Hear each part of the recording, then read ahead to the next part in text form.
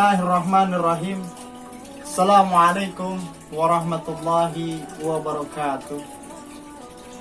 Subhanallah walhamdulillah wala ilaha illallah wallahu akbar. Alhamdulillah ala jami'i ni'matillah wali iznillah wali kudratillah. Amatlah bahagia dan bangganya hati kita semua selaku hamba Allah yang mulia dan selaku umat Nabi Muhammad SAW.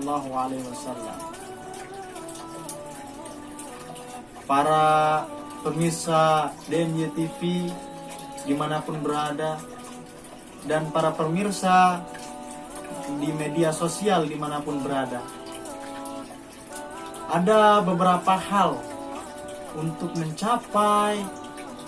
menjadikan puasa kita menjadi puasa yang berkualitas. Yang pertama, agar berkualitas, puasa kita harus dengan ikhlas.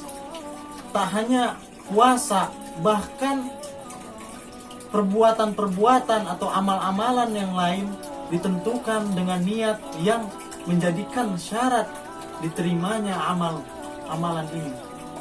Ada suatu hadis yang berbunyi, innama a'malu binniyat wa innama liimrin ma nawa.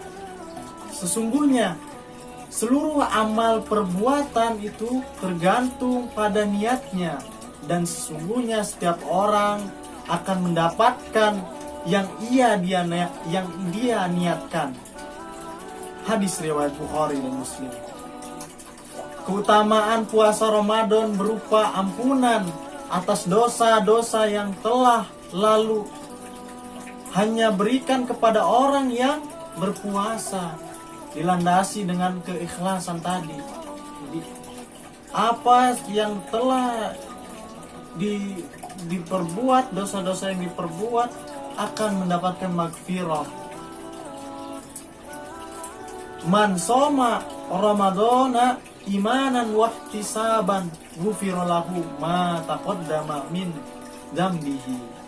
Nah, barang siapa yang berpuasa Ramadan karena iman dan mengharapkan perhitungan pahala, akan diampuni dosa-dosanya yang telah lalu. Kemudian yang kedua, dengan meninggalkan hal-hal yang membatalkan puasa, seperti makan atau minum dengan sengaja, ya kan? Jika seseorang makan dan minum dalam keadaan lupa, maka tidak batal puasanya. Nah, jika dengan sengaja, maka puasanya batal. Dan kemudian muntah dengan sengaja itu akan membatalkan puasa. Kemudian mengeluarkan sperma baik karena mencium istrinya atau hal lain di luar itu, atau bersetubuh.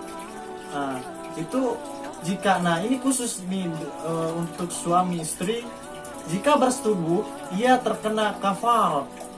Jika karena mimpi, maka tidak mempengaruhi puasanya kalau mimpi, karena bersetubuh itu hal yang diperbuat, yang dilakukan, yang disengaja. Tapi kalau mimpi basah itu tidak disengaja, jadi tidak batal puasanya. Kemudian meniatkan untuk berbuka puasa ketika zuhur, niat untuk buka puasa itu sudah batal. Saya mau buka di zuhur, itu sudah batal. Karena apa? Karena niat ini merupakan rukun puasa, maka niat berbuka berarti membatalkan puasanya. Kemudian meninggalkan hal-hal yang membuat puasa kita sia-sia. Ikhlas tadi meninggalkan hal-hal yang membatalkan puasa saja tidak cukup untuk membuat puasa kita menjadi berkualitas. Hal lain yang perlu kita lakukan adalah meninggalkan hal-hal yang membuat puasa kita sia-sia. Meninggalkan, karena puasa itu adalah perisai. Maka barang siapa yang sedang berpuasa, janganlah berkata-kata yang tidak senonoh, yang keji, mengumpat, atau yang lain-lain. Kemudian yang keempat, yakni meninggalkan hal-hal yang tidak bermanfaat. Nah, seringkali terjadi kita jumpai banyak orang ada orang yang berpuasa lalu mengisi siang harinya dengan hal-hal yang tidak bermanfaat dengan alasan agar lupa rasa lapar dan lupa rasa haus gitu.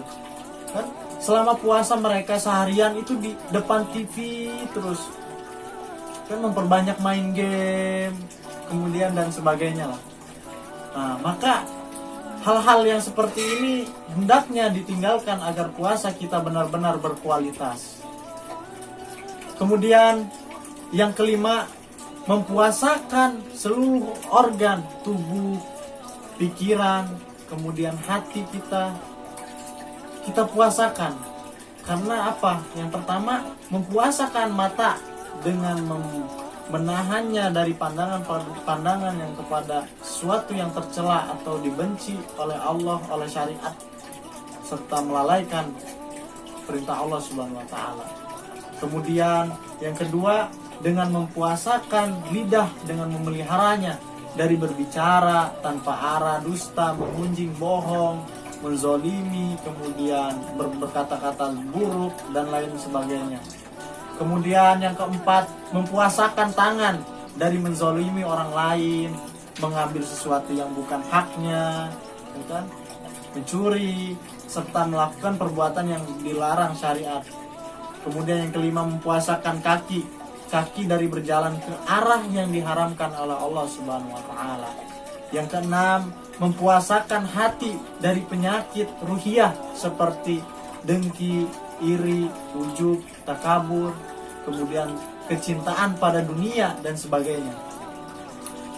Kemudian yang ketujuh, menjaga pikiran kita dari membayangkan hal-hal yang tidak disenangi, seperti yang dibenci syariat, serta dari tipu daya dan pikiran destruktif lainnya. Kemudian yang keenam, memperbanyak amal soleh. Di saat kita meninggalkan hal-hal haram dan tidak bermanfaat, maka saat yang sama kita memperbanyak amal soleh pada saat berpuasa, seperti memperbanyak tilawatul Quran, kemudian berzikir kepada Allah, kemudian sholat sunnah, kemudian bertafakur, mengkaji ilmu-ilmu agama, dan memperbanyak infak atau sodako dan lain sebagainya. Nah, itulah beberapa cara agar supaya puasa kita berkualitas. Mungkin kultum saya cukup sekian. Hadanallahu wa iyyakum ajmain. Assalamualaikum warahmatullahi wabarakatuh.